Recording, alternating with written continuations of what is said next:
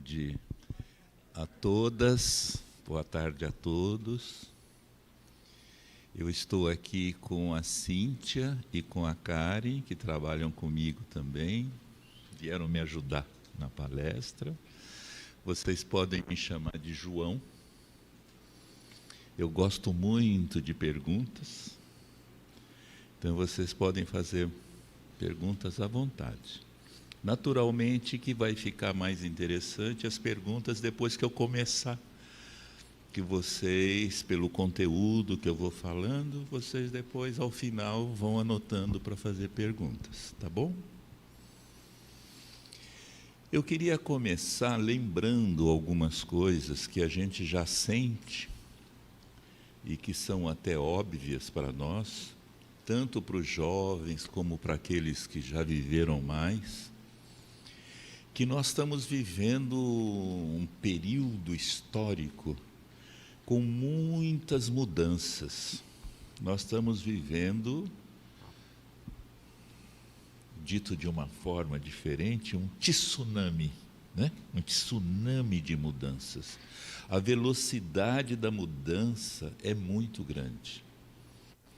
É uma revolução nunca vista na história da humanidade. Tanta mudança ao mesmo tempo. Que tipo de mudança? Mudança na cultura, jeito de sentir as coisas, de perceber a realidade, jeito de pensar, está mudando muito. A forma de agir no mundo está mudando muito.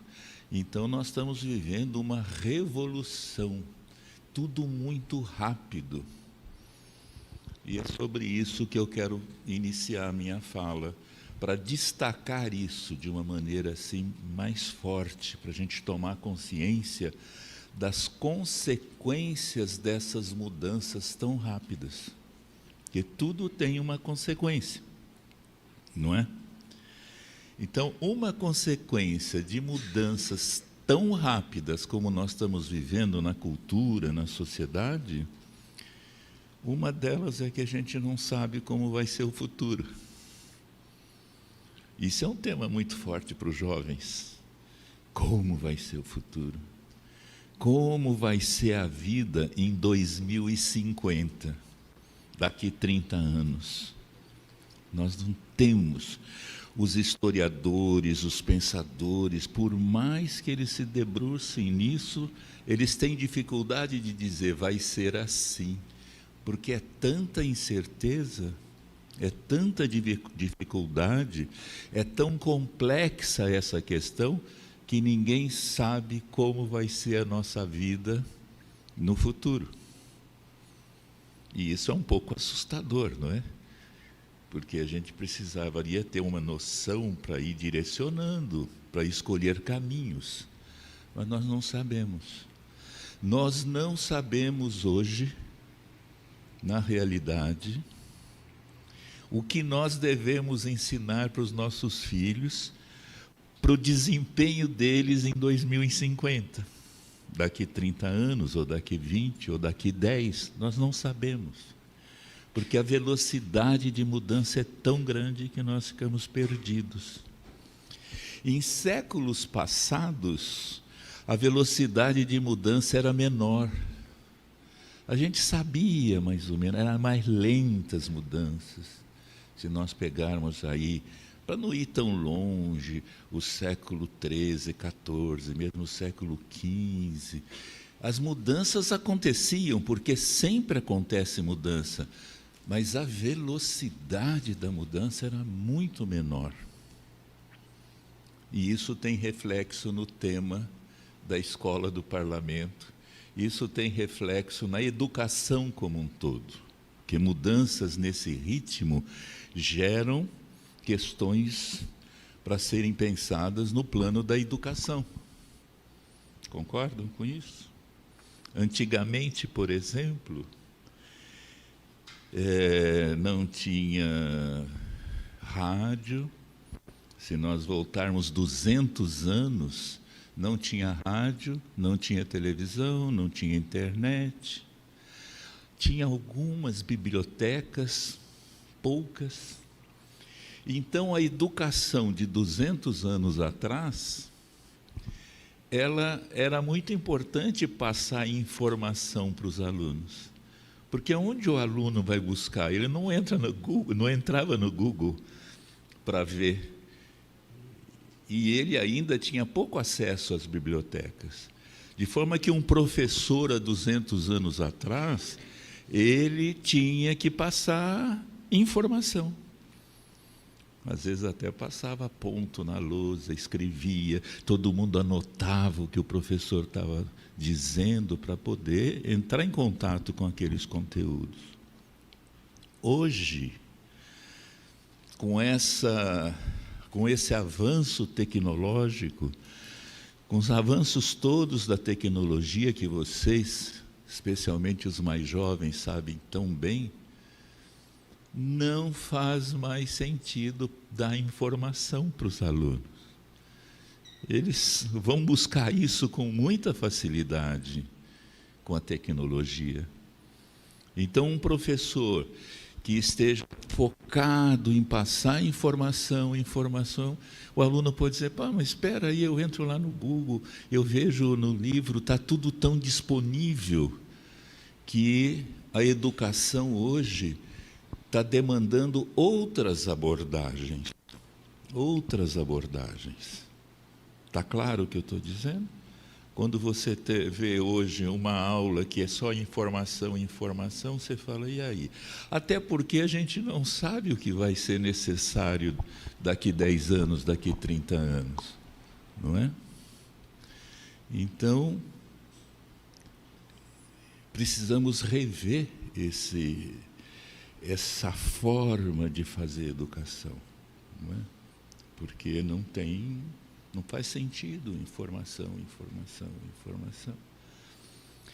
E mais uma questão que é muito importante, os pensadores, os historiadores, esse pessoal que se debruça para pensar o futuro, eles afirmam que nos próximos 30 anos, quantos aninhos você tem? Você vai ter 45 anos em 2050. Mais 30 aninhos.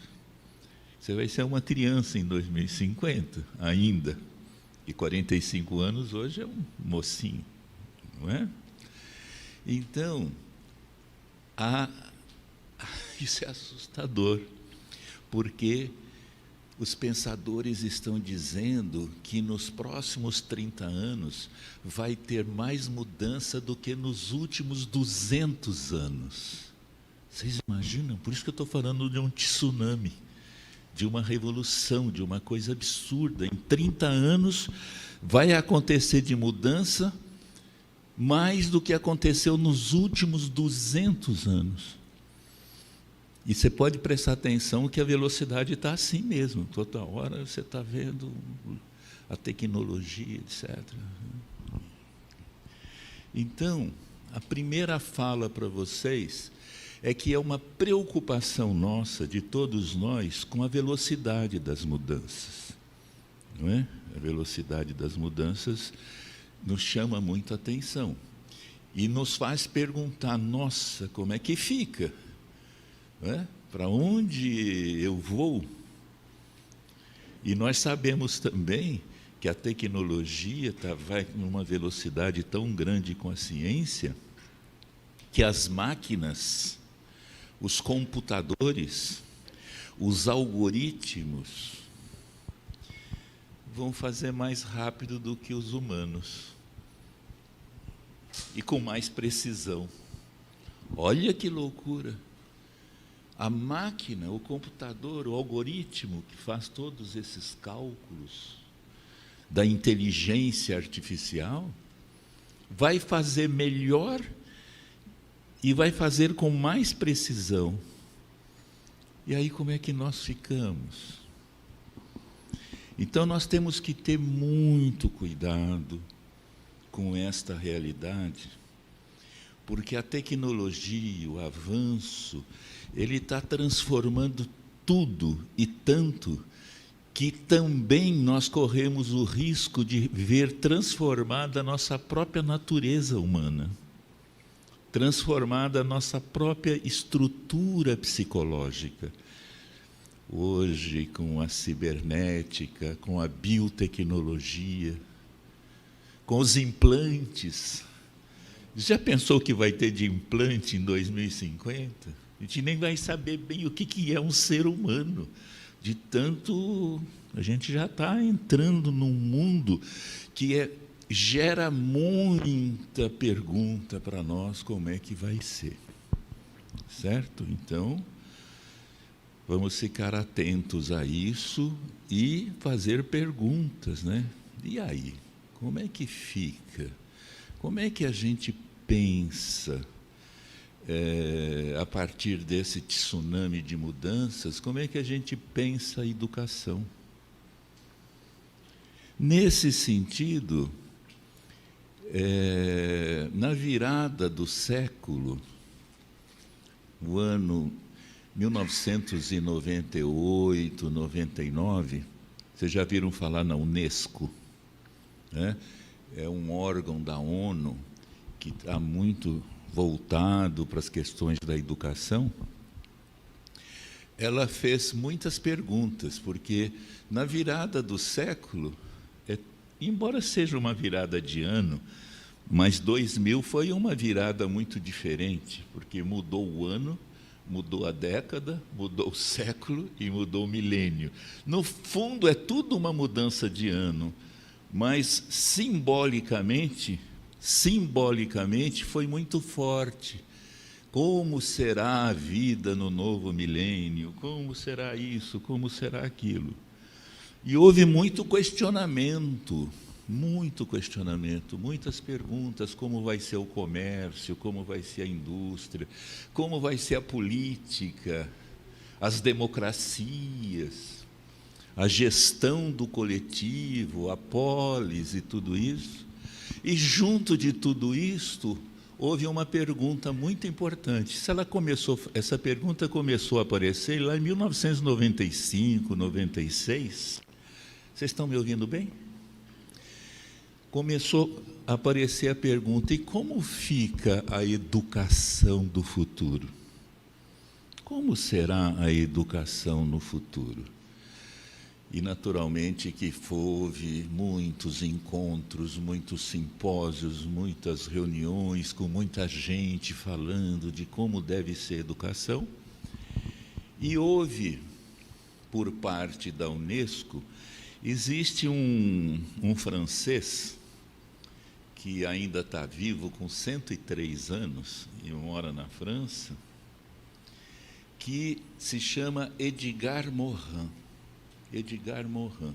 Eu acho que vocês já devem ter ouvido falar dele na escola, mas eu queria muito que vocês tivessem a curiosidade de se aproximar deste ser, que é um dos mais notáveis pensadores contemporâneos, que está vivo ainda, não é?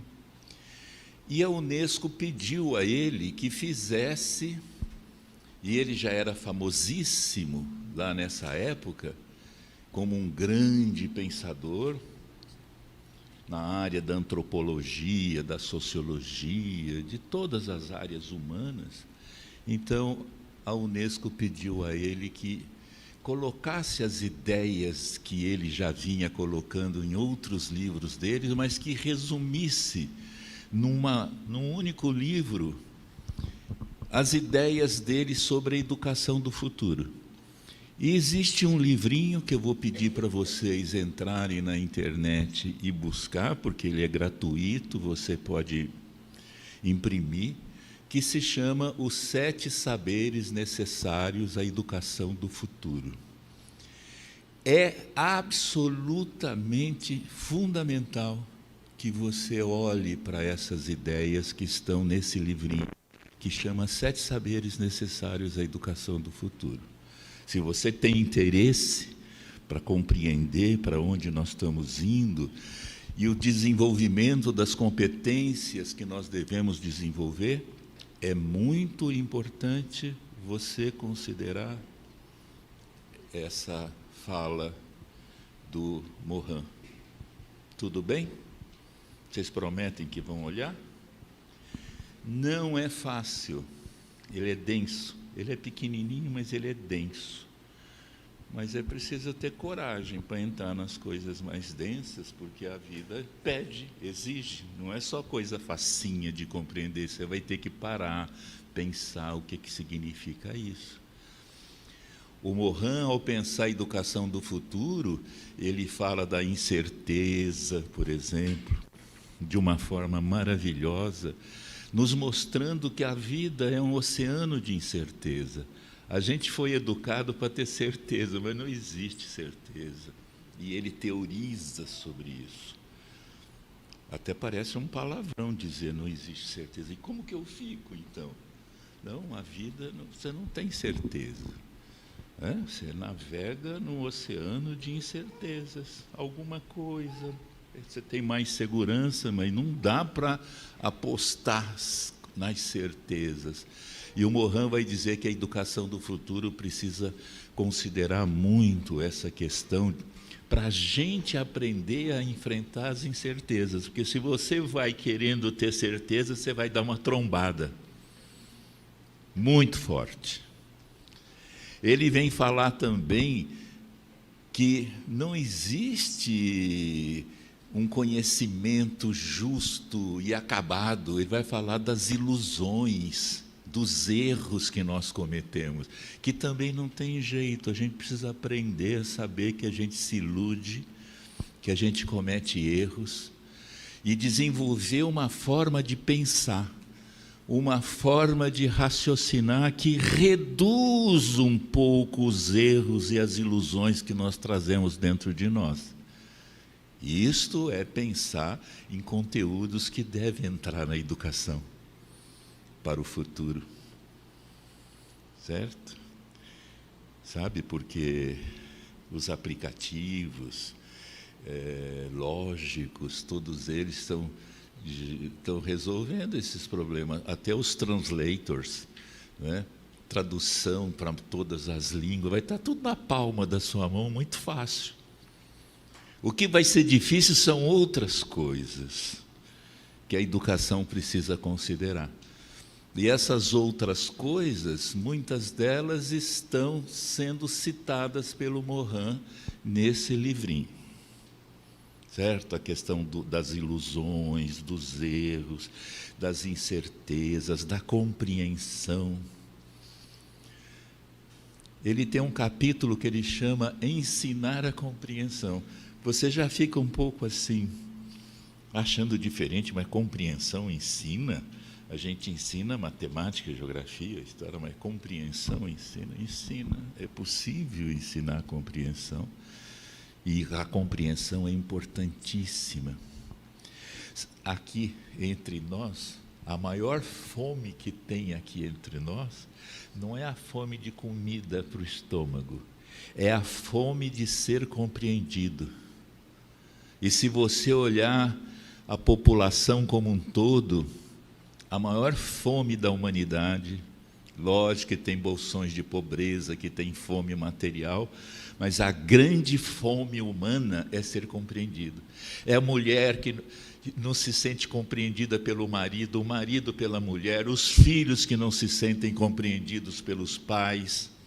Esta carência de compreensão é um grande desafio da educação para que a gente possa desenvolver, não é? Tipos de compreensão, os caminhos da compreensão diferentes. E assim o Morin trata de muitos aspectos ligados à educação do futuro. Certo?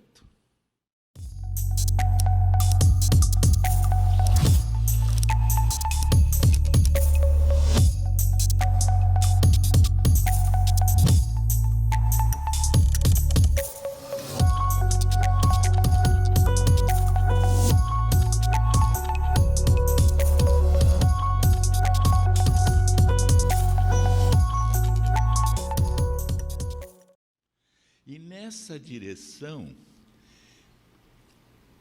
de o que fazer, porque eu estou dando para você, estou falando, tem um tsunami de mudança, e o que a gente tem que fazer? Vamos olhar o Mohan, pelo menos, para não deixar vocês perdidos. Fala de um problema e não mostra um caminho. O Mohan, com os 7 saberes, é um caminho para a educação do futuro, que precisa ser, tem 7 saberes, precisa fazer muito aprofundamento em cada um dos saberes, e vocês, principalmente jovens, vão poder fazer isso. Você que é pedagoga, que está começando a sua vida de pedagoga, é o livro de cabeceira de todo educador, é considerar os 7 saberes. Por outro lado, existe um movimento no mundo que considera esse tsunami de mudanças, essa revolução enorme, pensando o que nós deveríamos ensinar para os nossos filhos, para 2050, por exemplo.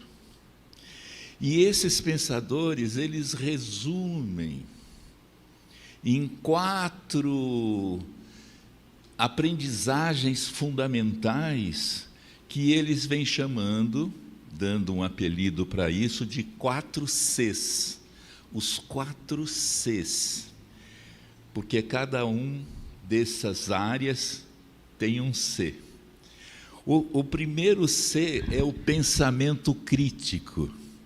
Vocês lembram que eu falei que hoje não temos que desenvolver e dar informação, você pega a informação. O que eu preciso te ajudar é desenvolver o pensamento crítico, certo?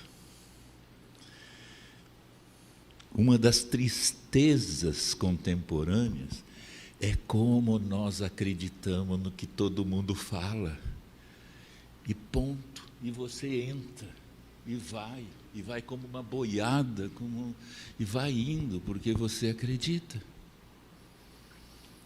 Então, é preciso muito cuidado com os nossos alunos para desenvolver neles o pensamento crítico. Alguma coisa do tipo, Alex, confiar desconfiando, mas não no sentido pejorativo, que reduz a pessoa. É que nem a pessoa sabe, nem eu preciso sempre confiar desconfiando e desconfiar confiando. Confiar desconfiando e desconfiar confiando.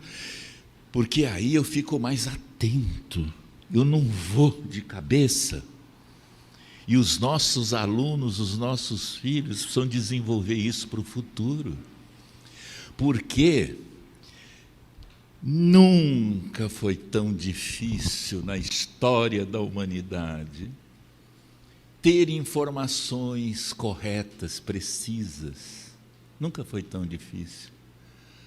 Se você quiser ter uma informação precisa, você precisa pegar uma picareta e cavucar nas catacumbas informativas para chegar perto daquilo que é o real, porque a mesma tecnologia que dá velocidade para a informação, você chega fácil na sua televisão, no seu celular e tudo, essa mesma tecnologia, essa mesma inteligência que cria a tecnologia, essa mesma inteligência é usada para manipular a informação, entende?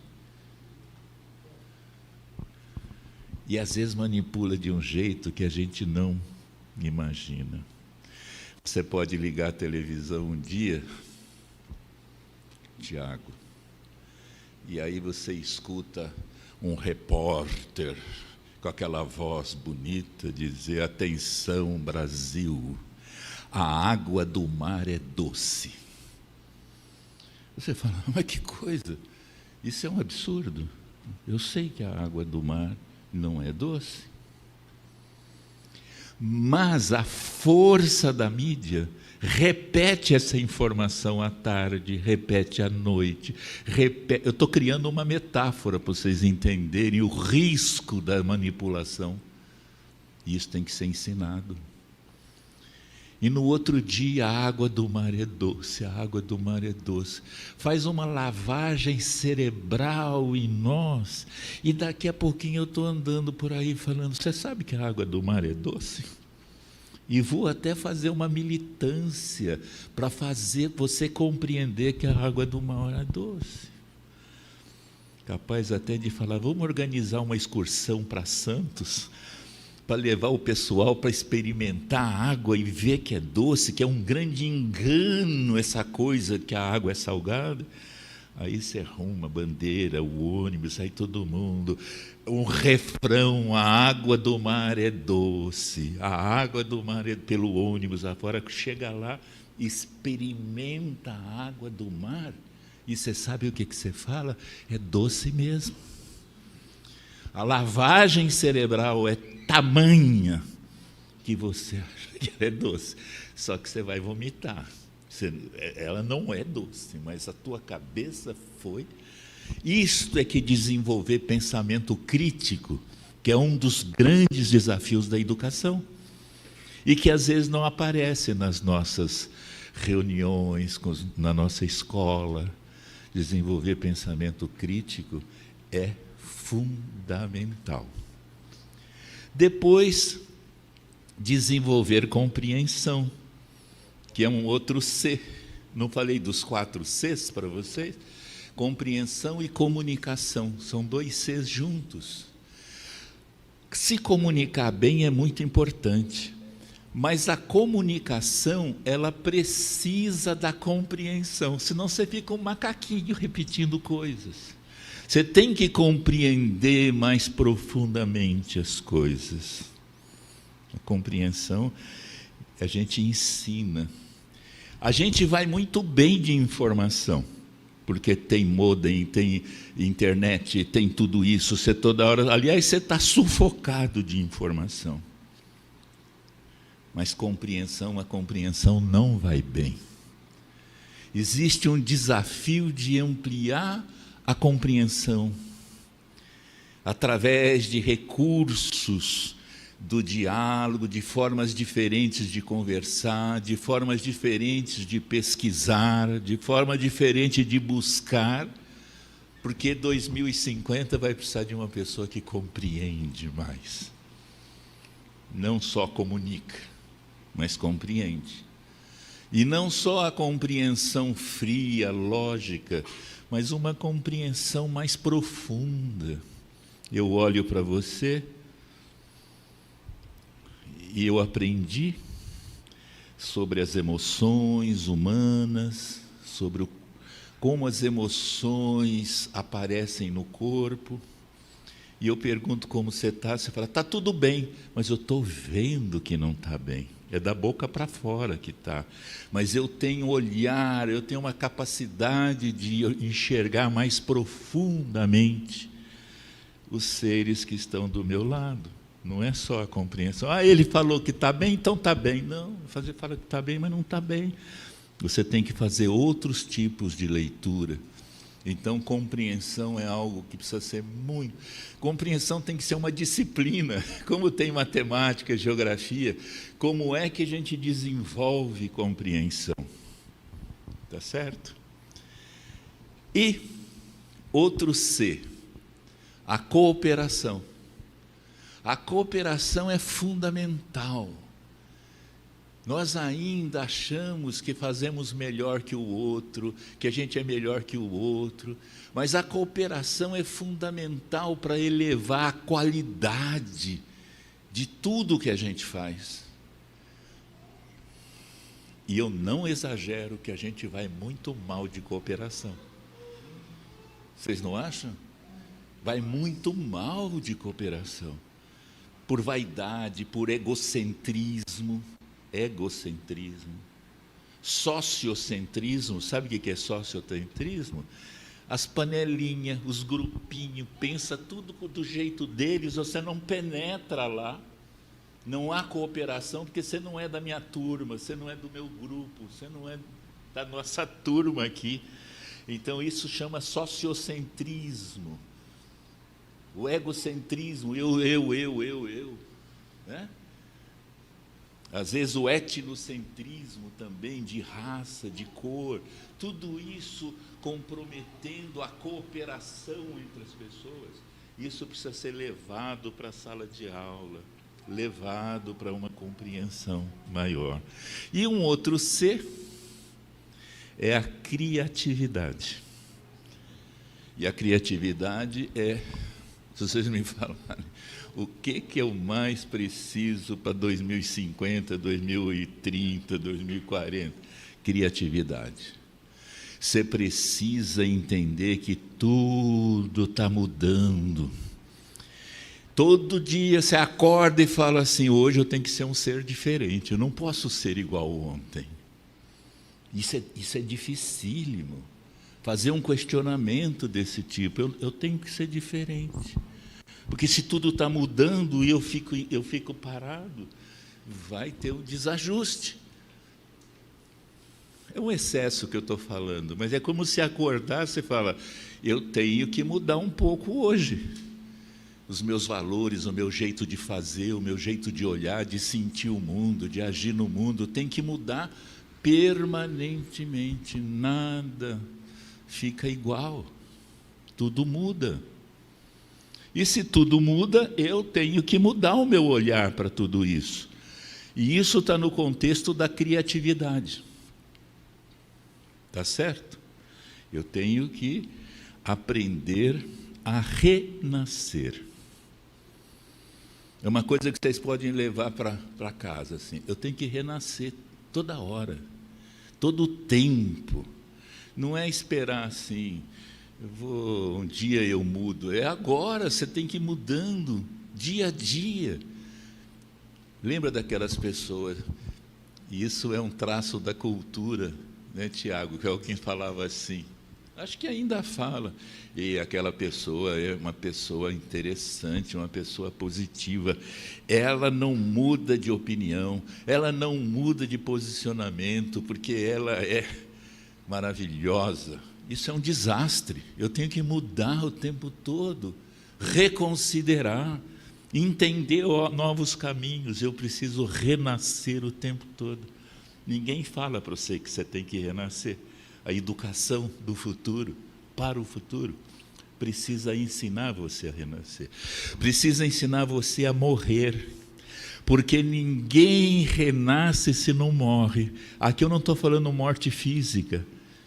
Você, para nascer para uma ideia, tem que morrer para uma outra ideia. E às vezes você fica tão apegado num conceito, numa ideia, que você não entra outra.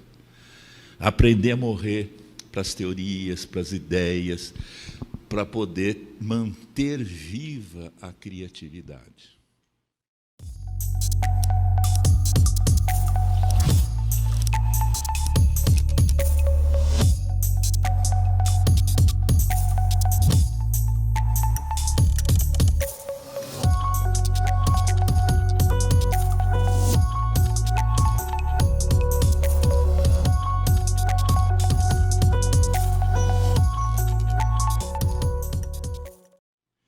Outro olhar, estou indo já para... Vocês cansaram já um pouco, não? Dá para aguentar um pouquinho mais? Um outro olhar é o seguinte, o ser humano tem um lado de sofrimento. Nós sofremos. E quando a gente pensa no sofrimento dos nossos antepassados, a gente não tem consciência do que essa gente maravilhosa que nos permitiu estar aqui hoje, porque são gerações e gerações que vêm, já sofreram muito. Sofreram com pestes, né? A peste negra, lá no meados do século XIV, matou quase 500 milhões de pessoas na Europa. Era uma loucura, e não tinha remédio, não tinha vacina, não tinha nada, a gente morrendo e morrendo e morrendo. A varíola, no século XV, XVI, a varíola já vem antes também, desde antes de Cristo, mas a varíola aqui na América, com a colonização espanhola, destruiu, dizimou cidades. A gripe espanhola, em 1918, Foi uma loucura, quase 500 milhões de pessoas morreram, sem ter resposta para isso. Sofremos muito com as doenças, e a gente não tinha solução. Tivemos agora uma epidemia, mas em 2 anos, em 3 anos, nós já encontramos pelo avanço da medicina e tudo mais. Mas antigamente não tinha essas respostas rápidas, era muito mais difícil. Sofremos demais com a fome. Vocês não imaginam como sofríamos com fome, nossos antepassados. Hoje sofremos menos com fome, a humanidade como um todo. Sofríamos muito com as guerras. Você fala, mas tem guerra, está vendo a Ucrânia, está vendo Israel, mas é muito menos do que no passado. Tiago, no passado, a rotina era a guerra. Você vivia para fazer guerra, porque o valor fundamental é conquistar o outro território, o outro país. Então, era gente morrendo, marido morrendo, esposa ficando, famílias, filhos, órfãos, era coisa terríveis as guerras. Hoje temos guerra, mas não está generalizado como estava antes. Depois da Segunda Guerra, a ONU, movimentos de paz, foi melhorando um pouco. Então, hoje nós temos, é engraçado, em termos de fome, hoje se morre mais por morbidez, por comer demais, do que por comer de menos. Existe estudo da Organização Mundial da Saúde que mostra que morre mais ou menos 1 milhão de pessoas por fome, 3 milhões porque come demais, e os efeitos colaterais desse excesso de comida. O quadro mudou. O que é que tem de novo hoje, nessa história do sofrimento humano? É que a dor é outra. A dor é outra. Hoje, nós temos mais de 320 milhões de pessoas com depressão. Vocês devem ouvir aqui no Dumont que uma pessoa está deprimida ou que está com depressão.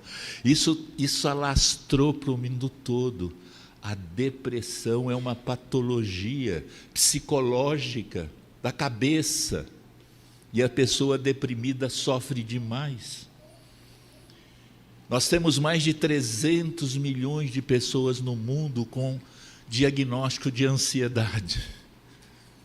E o Brasil se destaca nesse levantamento. No último levantamento que foi feito, mundialmente, o Brasil ficou em primeiro lugar em ansiedade. E você fica pensando, mas como? Esse país, com esse sol, com essas praias, com esse samba, com esse maracatu, esse país assim, com esse movimento todo, é ansioso, você fala, isso é para fora. Isso é para fora, mas dentro, por N outras razões, que é o tema que nós estamos trazendo aqui, que é esse tal do mal-estar subjetivo. Não é mal-estar, a medicina melhorou, os eletrodomésticos, a mulher que trabalha na casa hoje sofre menos do que a cozinheira de décadas atrás. Tudo melhorou, mas nós não estamos bem por dentro. Nós estamos frágeis por dentro. Ansiedade, depressão, em altíssimos níveis. Suicídio. Vocês sabem que a Organização Mundial da Saúde faz levantamento no mundo todo? Nós temos em torno de 500 mil pessoas que morrem por homicídio. Alguém matou uma pessoa. 500 mil pessoas. Em média, um ano aí pelo outro. Sabe quantos suicídios nós temos em média por ano? 800 mil suicídios. o índice de suicídio no mundo é maior do que o nível de homicídios. Nós estamos com um problema, e isso vem a explicação das psicopatologias todas, das melancolias profundas, das melancolias ocasionais, da depressão, vem dessa ansiedade. Então, por isso, o maior desafio, eu falei para vocês do Morin, para dar uma olhada na educação do futuro, eu falei para vocês dos 4 Cs, para dar um caminho, e eu estou dizendo para vocês aqui, agora, do fundo do coração, o maior desafio desse século é o bem-estar subjetivo, é se sentir bem por dentro. Isso significa aprender a lidar com a nossa interioridade. E até porque a gente tem que aprender a lidar com a interioridade, porque senão nós estamos fritos. Porque os algoritmos estão chegando, a máquina está chegando, os robôs estão chegando e estão fazendo coisas para o ser humano e tomando espaço, e está começando a tomar os espaços de decisão. Certo? Quer dizer, você vai deixar a máquina, o robô, decidir por você, porque ele é competente. E aí, se você relaxar e não souber dar resposta para as questões íntimas que você tem, você vai perguntar para a máquina, e ela vai dizer. Você corre até o risco de perguntar para a máquina que eu falo, o computador, com quem que eu devo me casar? Aí ela fala, você deve se casar com aquela pessoa. Aí você se casa com aquela pessoa. Olha que loucura, o risco que nós estamos vivendo, porque existe uma riqueza tecnológica muito grande hoje, mas uma pobreza de conhecimento interno, de autoconhecimento para saber quem eu sou, o que eu preciso. E se vocês sabem que o algoritmo, a máquina, o robô, ele é programado por humanos, não cai do céu. É isso ou não? Por uma elite de humanos, que pode colocar os seus interesses e tomar decisão pela maioria das pessoas, porque elas entregaram os pontos, elas não precisam saber o que elas precisam, porque a máquina vai saber. Só que não é bem a máquina, é uma elite que controla isso, que vai dizer, é assim. Você tem que comprar isso, você tem que fazer isso, você tem que caminhar nessa direção.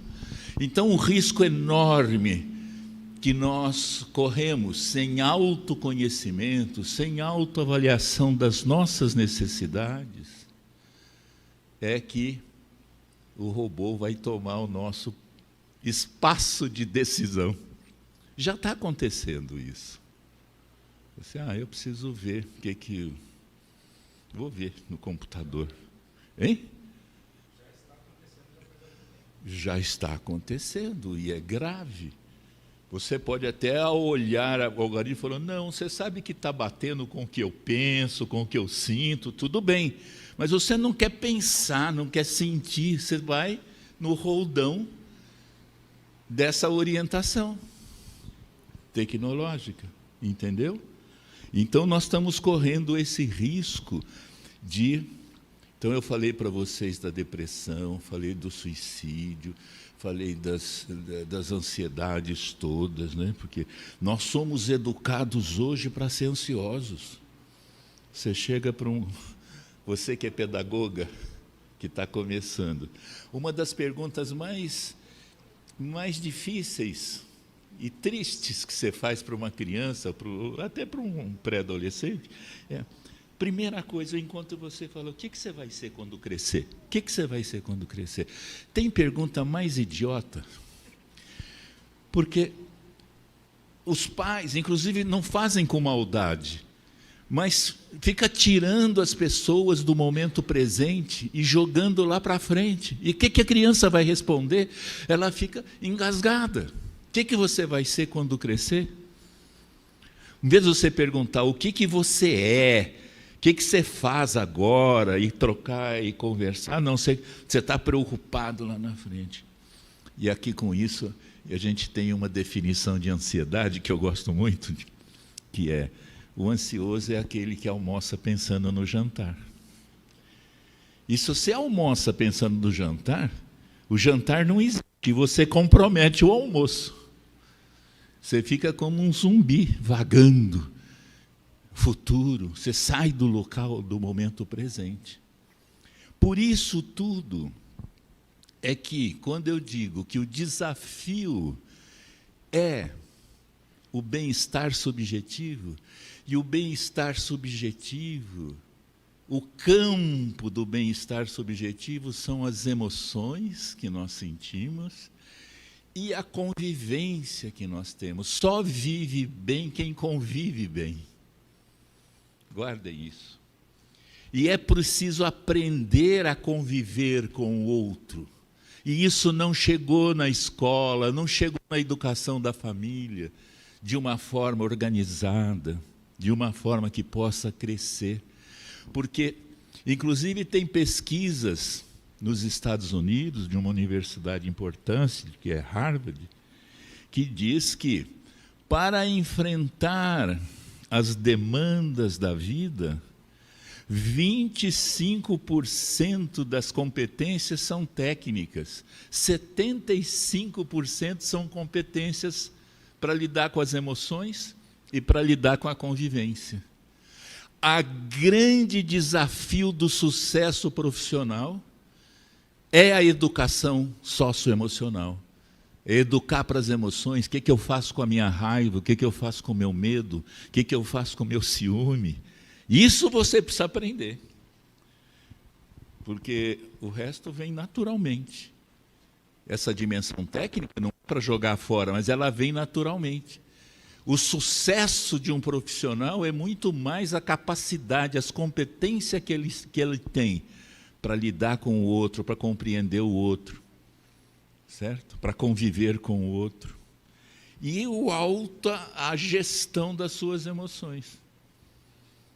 Tem muita gente inteligente que perde o emprego porque não sabe lidar com as emoções, com a raiva que aparece, e aí ele estraga tudo.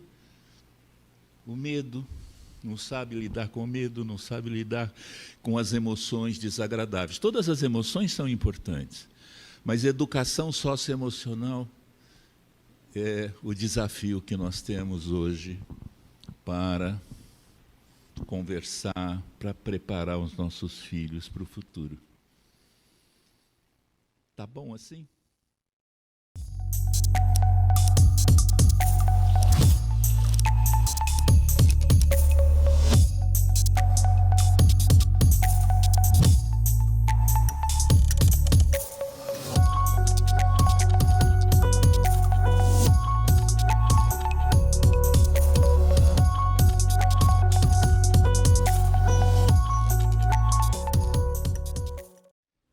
Então, eu estou agora disponível para as perguntas, conforme vocês queiram fazer.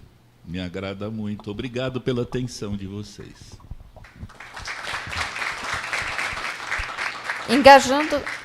Engajando nisso que o senhor está falando, vocês que são jovens, vocês estão tendo essa oportunidade de estar ouvindo essas informações que são conhecimentos, né? Hoje vocês têm essas informações rasas no YouTube, no TikTok, mas isso é conhecimento, isso é vida. Os pais de vocês não tiveram essa oportunidade que vocês estão tendo hoje. Então, hoje, vai manter vocês, o que vai definir vocês é o que ele acabou de falar, é o autoconhecimento. Quando você sabe o que você é, o que você quer, ninguém destrói os seus sonhos, os valores, a sua essência. Então, a cada momento que eu via um conhecimento profundo de alma e de essência. Então, valorizem isso, né? Isso é conhecimento que vocês vão levar para o resto da vida. Obrigado. E você, o que você quer perguntar? Eu não tô... Está digerindo?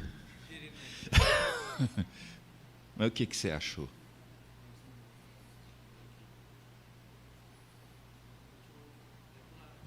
Meus amigos não sabem. Gostei muito da palestra. Foi muito importante abordar conteúdo como esse. E muito obrigado, né, por essa oportunidade de convidar uma escola para participar disso, ouvir sobre isso. Vai agregar muito para nós. Muito obrigado. Bom, obrigado de você ter participado também. Quem quer fazer pergunta? Professor, posso fazer uma colocação?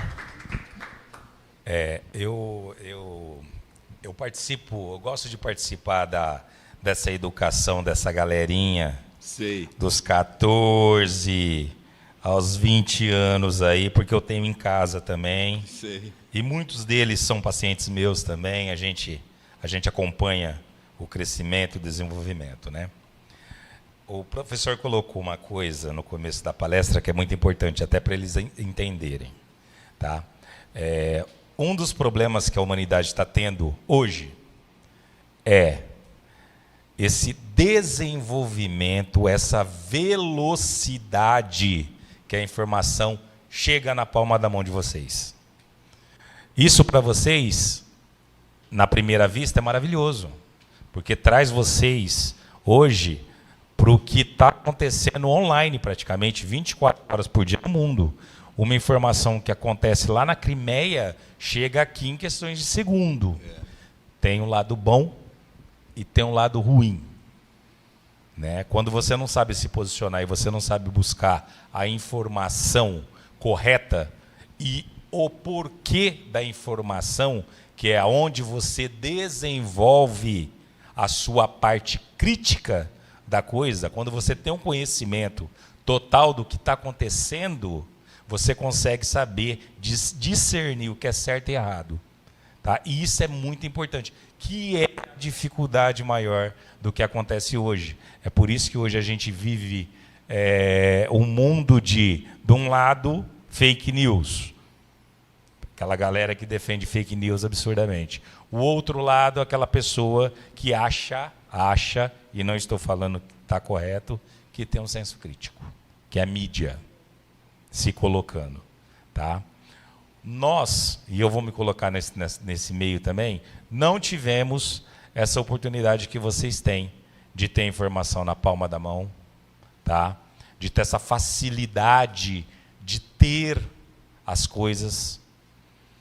Nós não tivemos. Por isso, a gente teve uma educação mais, vou dizer uma palavra que vocês vão entender, conservadora. Uma educação mais turrona, na base antiga, na base do tapa, da vassourada, da varinha debaixo, atrás da porta. Foi muito assim para a gente, porque os antigos vieram trazendo essa educação e gerou bons frutos. Essa tecnologia, toda essa evolução que nós estamos vivendo, é por causa desse pessoal que veio de lá também. Então eu estou colocando só os dois, fazendo aí dois pontos, professor, porque é importante para as crianças, pôr as crianças para pensar. Eu sempre uso essa palavra. Hoje, nós temos que pensar fora da bolha. Senão você não tem sucesso pessoal, profissional, você é apenas mais um na fila do pão. E isso a gente não quer ser. E eu quero deixar também, na sequência da fala do nosso presidente, que nada contra a tecnologia em si. Né? A tecnologia trouxe avanços para o nosso bem-estar, mas é preciso cuidado. É preciso cuidado para ela não ocupar os espaços de decisão em relação a nossas intimidades, aquilo que a gente quer. Porque não é só erudição, conhecimento, informação, nós precisamos de sabedoria. Sabedoria é diferente de erudição. Às vezes você tem uma tia, já velha, que tem sabedoria e você tem um doutor, PhD, que não tem sabedoria, ele tem informação. Erudição é diferente de sabedoria. Nós precisamos pensar com as nossas crianças, como a senhora bem disse, a começar a mexer nessa dimensão que não é só lógico, matemática, linguística. É preciso, é uma educação para a vida. Pois não. Boa tarde. Parabéns, Alex, mais uma vez, pelo incentivo com os alunos aqui na Escola do Parlamento. Parabéns, Fernanda.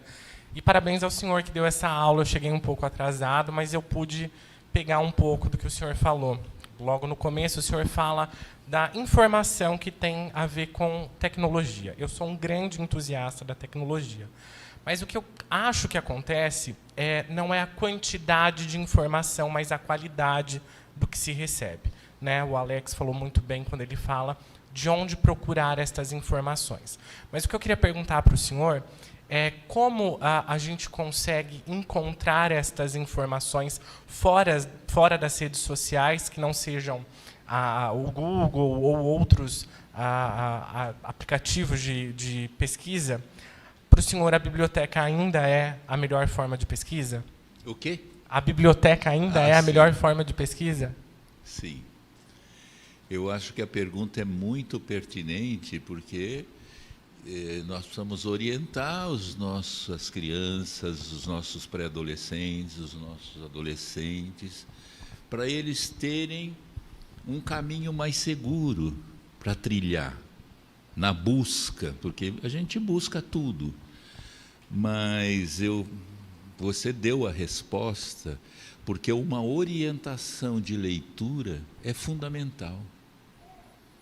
Porque hoje não existe a orientação de leitura que tenha consistência na sabedoria humana, na dor humana, no sofrimento humano, né? A gente, até por causa da facilidade de pegar o celular e já ter o TikTok, já ter aquelas brincadeiras, já ter aquilo, é fácil, porque as coisas boas demandam um esforço. Você lê Dostoiévski, por exemplo, requer um esforço, mas você sai um outro ser depois dessa leitura. Você lê o Machado de Assis em profundidade. Se você quiser entender o ciúme, por exemplo, em Dom Casmurro, um aluno tem que ler. É preciso professores que incentivem, façam leitura junto, criem situações, porque com aquela leitura você adquire, não é só uma narrativa e uma informação, mas é uma sabedoria, né? O sofrimento humano, nos Dostoiévski, e tantos outros. Mas parece que é até difícil falar disso, porque é difícil, mas não é, depende. Por isso que nós achamos que o primeiro passo, se bem que eles não precisam ser separados, é abraçar os professores. Abraçar os professores, porque é como os pais, você não pode ir para os filhos sem passar pelos pais. Precisa conversar com os adultos de referência, estimulá-los para uma orientação diferente, nova. Está certo que, se não for possível, você vai direto, mas nós estamos precisando de um grande abraço com os professores, com os educadores, para eles também, porque também às vezes ficam com alguma redução ou com alguma deficiência por causa da história que tiveram, da formação que tiveram, e nós temos que fazer junto, pensar no educador e pensar nos jovens, juntos. E nesse sentido eu reforço a sua colocação, a biblioteca, né? Que não é só o celular com essa superficialidade, deslizando na superfície só, é preciso afundar um pouquinho mais. Obrigado pela pergunta.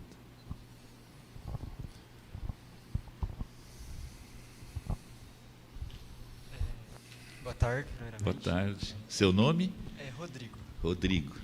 Eu queria fazer uma pergunta sobre os 4 Cs que o senhor fez.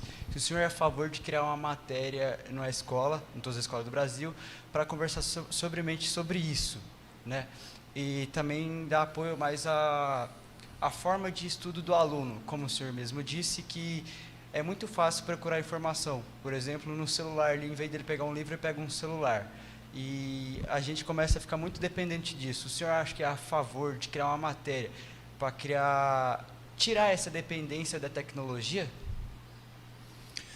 Eu acho que precisa de conteúdos, eu não diria uma matéria, mas esses conteúdos poderiam entrar junto com todas as disciplinas, com toda a orientação, um programa de educação de uma escola, não é?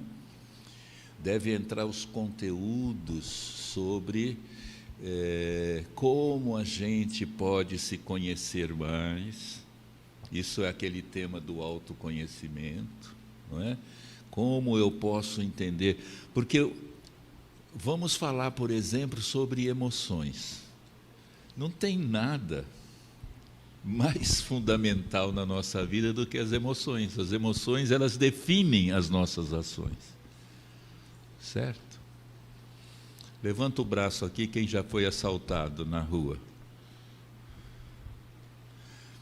O roubado, furtado. Uma, 2, 3 pessoas, 4. Agora, levanta o braço aqui quem já foi assaltado pela raiva. Pode levantar, menina. Quem já foi assaltado pelo ciúme? Pode até levantar as pernas também. Vocês percebem que nós temos um problema que está interno em nós, maior do que o inimigo, o assaltante que vem de fora, o que tira a minha paz, o que tira o meu sossego, são coisas que habitam na minha mente. Eu não sei lidar com a raiva, eu não sei lidar com o medo, eu não sei lidar com o ciúme. E é possível aprender a lidar com as emoções, fazer gestão. É preciso entender o que é emoção, como é que a emoção nasce, como é que ela aparece, como é que a emoção expressa no corpo. Tem muitos conteúdos que vão atender essa dimensão do autoconhecimento. E da convivência também. Como é que eu convivo melhor com o outro, não é? E é possível, sim, levar esses conteúdos para a escola. É possível.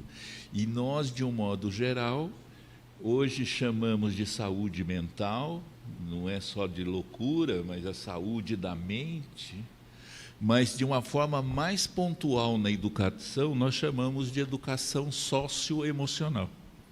A educação socioemocional hoje, pelo Ministério da Educação, já é inclusive uma... As escolas devem tratar esses assuntos, encontrar os caminhos para apresentar esses assuntos para os alunos. Então você precisa defender essa tese lá na sua escola, porque é preciso falar sobre emoções, é preciso compreender as emoções, é preciso compreender, fazer gestão emocional, é preciso desenvolver independência emocional. Quer dizer, eu não posso que as emoções do entorno caiam sobre mim e me derrotem. Eu preciso ter uma independência emocional, do estado emocional. Isso pode ser aprendido preventivamente. Eu posso aprender muita coisa nesse sentido. Então, a sua pergunta foi perfeita. Tudo que nós queremos é que esses conteúdos cheguem para os jovens de maneira regular, normal, do mesma forma que chega a matemática, geografia, história, língua, as dimensões da língua portuguesa e etc., que chega também o socioemocional, que é essa sabedoria, essa educação para a vida. Tá bom? Professor, meu nome é Laírce. Primeiro eu queria parabenizar pela palestra, pessoal da Câmara também. Sempre venho aqui e aprendo alguma coisa, né?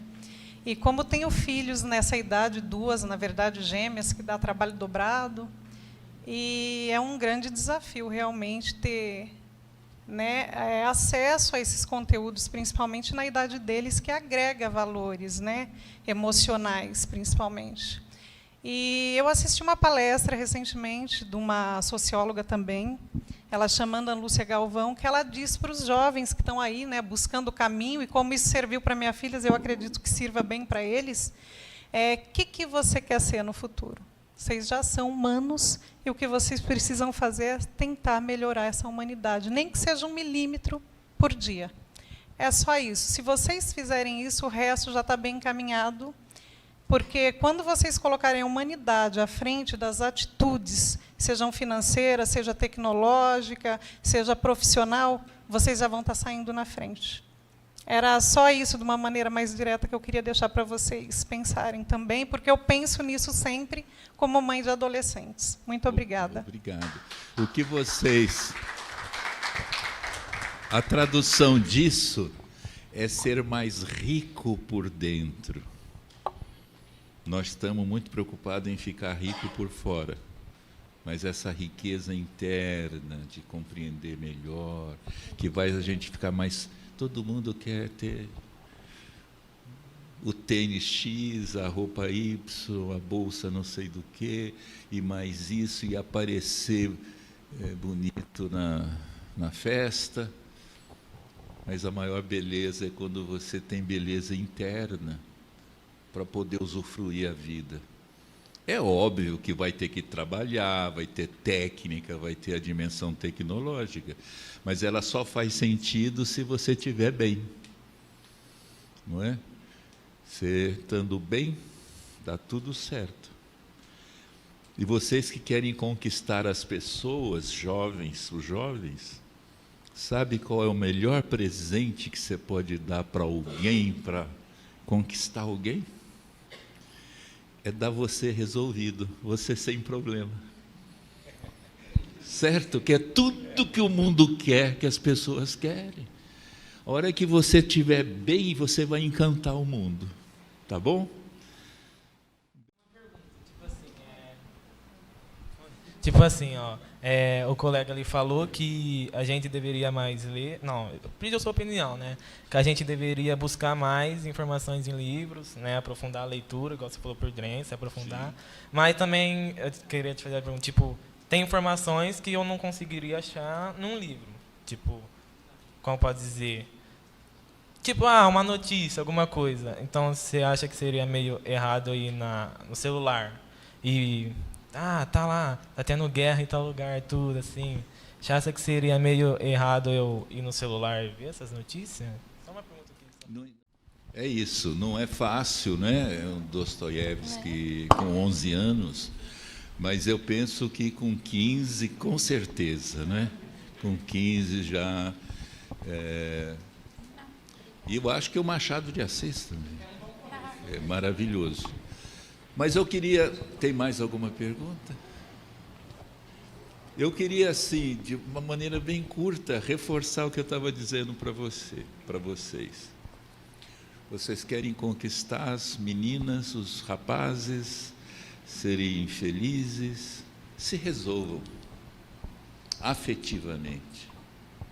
Porque, tecnicamente, não vai ter muita dificuldade. Agora, afetivamente, sim.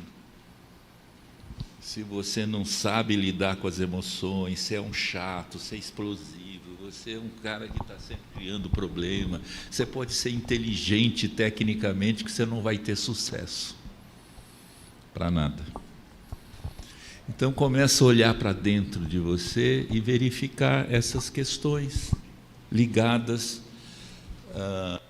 Boa tarde. Boa tarde. Me chamo Heloísa. Eu queria voltar nesse assunto que, na verdade, você já está falando, desse desenvolvimento da dependência emocional.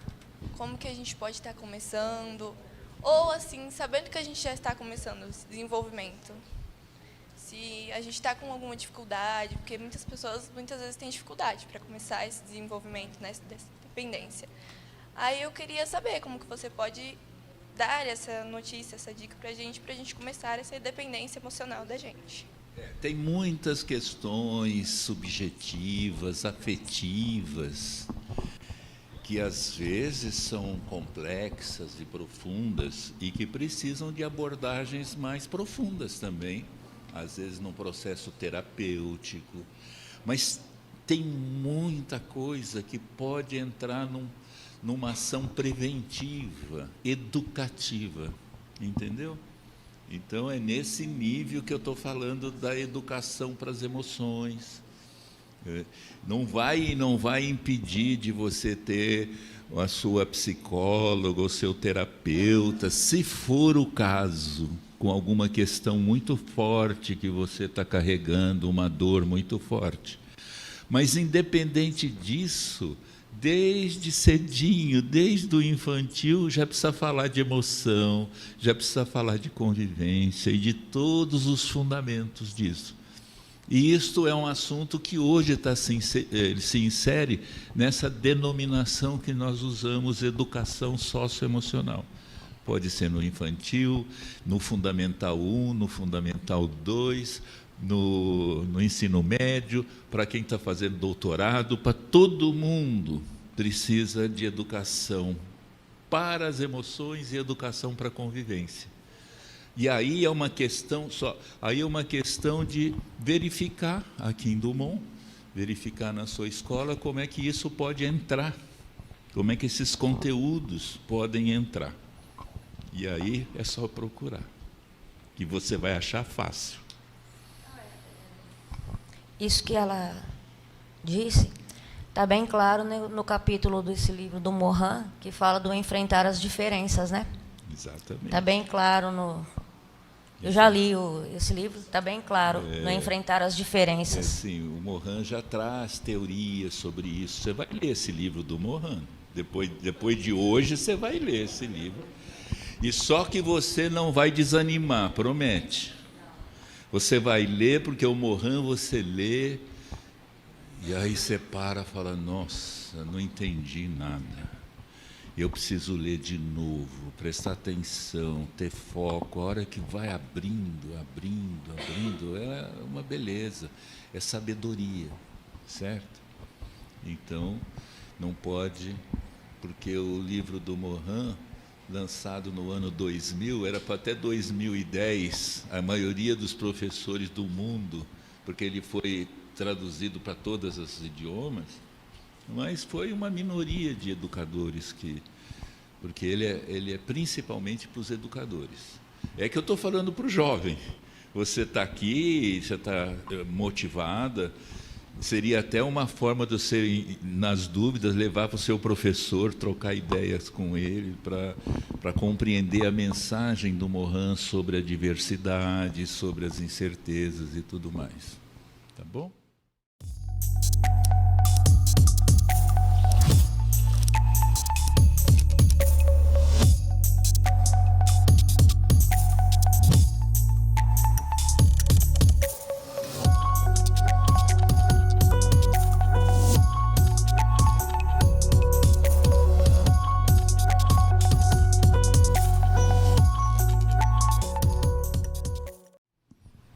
Mudando um pouquinho do assunto aqui, como o senhor falou no início da palestra, daqui em 2050, no caso, a gente vai ter um tsunami de mudanças.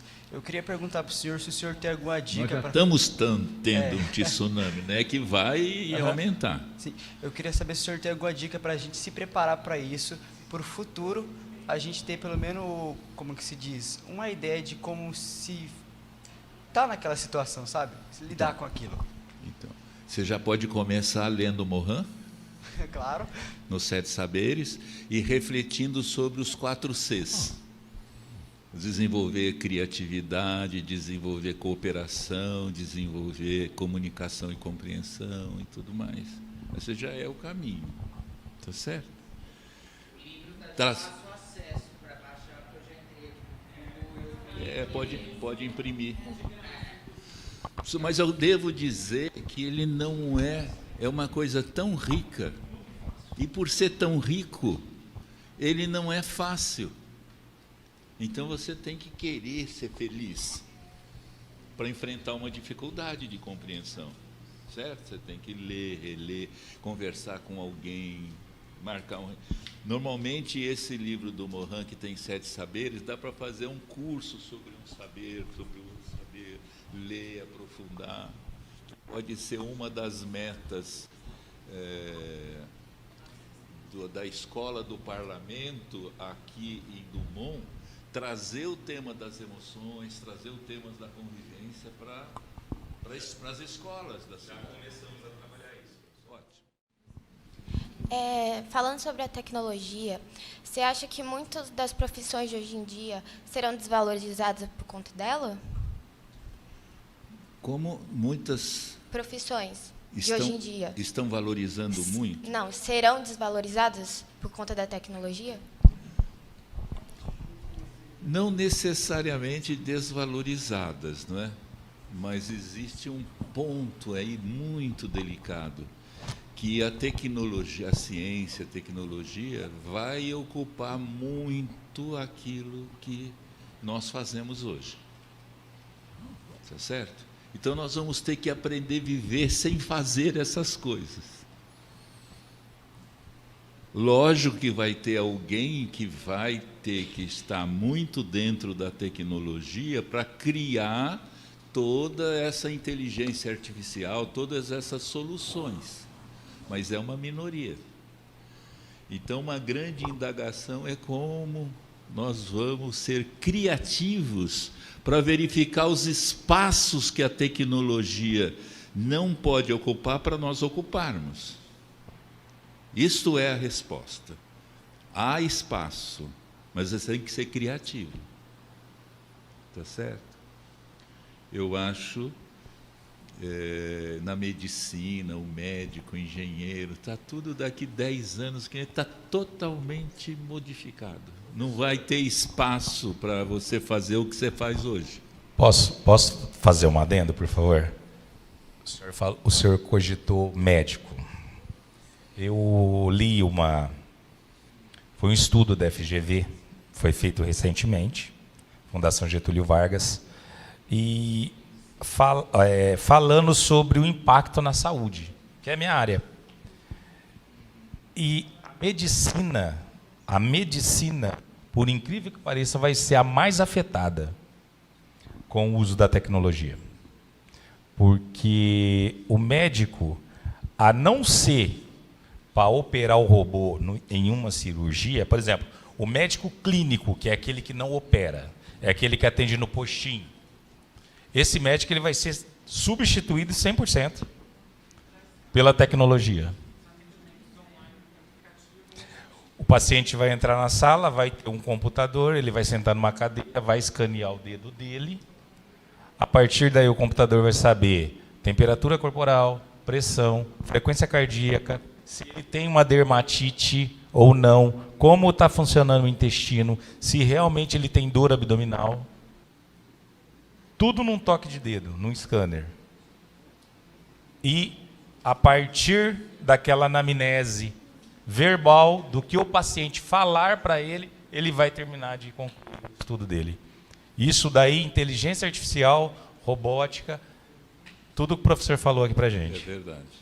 Incrível. Isso se os nossos bebês, logo depois de nascer, não vai receber um chipzinho e que vai estar numa central mostrando todo o funcionamento, tudo que a gente vai em laboratório já está pronto na tela, como é que está evoluindo, etc. Bom, mas isso nós sabemos que em todas as profissões vai acontecer isso, não é? Qual é a nossa criatividade para a gente vai se organizar diante disso, tá certo? Por isso é que ensinar a criatividade é fundamental, para não ficar assim, e agora, como é que eu faço? Eu tenho que encontrar uma solução. Isto é que por isso é necessário desenvolver o pensamento crítico, certo? Que confia desconfiando, não fala, não, isso falou, é isso mesmo, não, vamos conversar, vamos entender, vamos aprofundar. Esse é o maior desafio. Tudo bem, pessoal? Tem mais uma pergunta aqui. O senhor, né, tem vários conhecimentos. o senhor, né, já é vivido, tem muito conhecimento, né, e vê que a tecnologia está mudando. Igual Eu o senhor sou um falou. aprendiz. É, um aprendiz, né? Eu sou um Você sabe mais aprendiz. que Eu me nós, considero um aprendiz. Então, uma pergunta, tipo, muitos vão fazer o que amam, a profissão que amam fazer, alguns, mas eu penso em, tipo, se o senhor, qual que é a sua opinião, tipo, das pessoas que vão seguir o rumo na tecnologia? Porque eu acho, igual o Alex falou, que, agora vai ser mais valorizada aquela pessoa que tem o estudo para instruir a máquina, né? Que eu também vi umas notícias que uma máquina conseguiu fazer uma cirurgia no cérebro de uma pessoa, né? Uma precisão alta. Então eu penso em entrar na tecnologia, sabe? Empregos tecnológicos, estudar para isso, porque as oportunidades serão mais abertas. Qual que é a sua opinião? Se você isso? desenvolve autoconhecimento, eu vou repetir, o autoconhecimento é você saber um pouco mais o que eu sou, o que eu quero para a minha vida, para o meu trabalho, para a minha relação afetiva. Autoconhecimento é você fazer perguntas, e é muito difícil você responder isso. Porque, às vezes, você está respondendo pelas influências que você recebeu na sua história de vida. Certo? Foi difícil nascer, não foi? Você passa por um espaço estreito, quando sai do útero da sua mãe, depois tem ruído, tem luz, tem claridade, um monte de coisa, a gente não lembra, mas foi um desafio nascer. E aí, quando você nasce, você é como se caísse num, vamos falar, caldo de cultura, certo? Um caldeirão de feijoada fervendo, caldo grosso, tudo que cai lá pega o gosto. Aí, quando você nasce, você começa a pegar o gosto da sua mãe, o gosto do seu pai, o gosto da sua família, o gosto dos professores que você tem, os livros que você lê, você vai sendo influenciado pela cultura, certo? E todos nós, vocês ainda estão um pouquinho cedo para esse desafio, mas ele pode já estar entrando na sua cabeça. Todos nós precisamos nascer pela segunda vez. É um nascimento simbólico. É quando eu pergunto, quem sou eu? Está meio cedinho ainda para vocês. Mas daqui a pouco, quanto mais cedo essa pergunta, melhor. Quem sou eu? Aí você começa a responder, nossa, isso é meu pai. A influência foi tão grande que eu vejo que isso é meu pai, ou é minha mãe, ou é isso, ou é aquilo. Mas eu quero isso? Eu quero acolher essa influência ou não? Aí você tem que ver, isso fica, isso não fica, porque às vezes você não pode morrer reproduzindo as influências que você recebeu. Chega uma hora que passa pelo seu próprio crivo de dizer, eu quero isto. Eu só estou lembrando que tem essa questão do autoconhecimento para você escolher a sua profissão, escolher o seu caminho. Não é? Agora, eu não vejo que problema, todas elas vão ter desafios. Todas elas vão ter desafios. O que nós não podemos, em relação à técnica e à tecnologia, é jogar tudo na tecnologia e na técnica, porque aí você pode ficar um cara assim maravilhoso que inventa coisas tecnológicas, tudo mais, mas está querendo se matar. Você não está bem com você? Você não faz sentido a sua vida? Quanta gente se mata com dinheiro, é rico, jovens, maior índice de suicídio está entre 15 e 29 anos no mundo. Jovens que se matam, e não estão se matando por causa da pobreza material, é falta de sentido, de compreensão do sentido da vida, outras dimensões da afetividade, porque senão você só for só tecnológico, você corre um risco. Agora, você pode abraçar a tecnologia, mas cuidar da sua interioridade, para você ser um grande programador do computador, mas você entende de você também, não é só aquilo. Você entende da sua interioridade. Por isso é que o tema ligado às emoções, à convivência, porque nós não podemos ficar muito pragmáticos, sabe? Ganhar dinheiro, ter sucesso, essas coisas são importantes. Mas é que a sociedade está só sinalizando nessa direção. Nós precisamos de poesia, nós precisamos de festa, nós precisamos de abraço, nós precisamos de companheirismo, de amorosidade. É preciso investir nisso, junto com a tecnologia. Porque a tecnologia só não dá conta de te dar bem-estar subjetivo. Tá bom? Eu acredito que acontece, é um alerta para eles que são jovens. Eu já trabalhei com jovens da idade deles e é o que eu vejo. Essa questão hoje do senhor falar de ter essa convivência, de participar, de ter a presença, o toque, a tecnologia, principalmente para eles, prejudicou, porque hoje tudo você conhece pessoas através de aplicativo, você compra comida através de aplicativo, você não vai mais no supermercado. Então, nós em si acabamos ficando muito dependentes disso, e essa parte da convivência, de estar juntos, para eles principalmente, a tecnologia foi muito prejudicial. Então, eles vivem muito esse mundo tecnológico, principalmente na parte da convivência. Tive relatos de saber que tem famílias que conversam pelo WhatsApp estando dentro da mesma casa. Sua mãe está na sala, você está conversando com ela pelo WhatsApp. Não olha nos olhos, não há afetividade, tudo isso. Isso é um cuidado muito grande que vocês têm que ter. Está todo mundo aplaudindo as pessoas que são muito tecnológicas. Nós precisamos aplaudir as pessoas que olham nos olhos, que se abraçam. Não é? Porque é gostoso e dá sentido. A tecnologia em si não dá sentido para a vida. Ela é pragmática, ela resolve problemas, mas não é suficiente.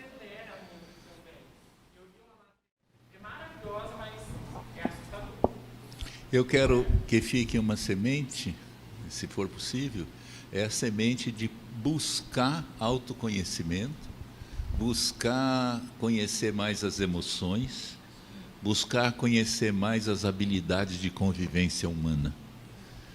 Com isso, o resto vem junto. Não é? A simplicidade voluntária também. Simplicidade voluntária não é sinônimo de pobreza. É você não precisar, certo? Você não precisa de mais e mais e mais e mais e mais. Isso é uma bênção se você conquista, porque é uma armadilha você mais comparar com o outro, comparando. Nossa juventude caiu de cabeça nisso.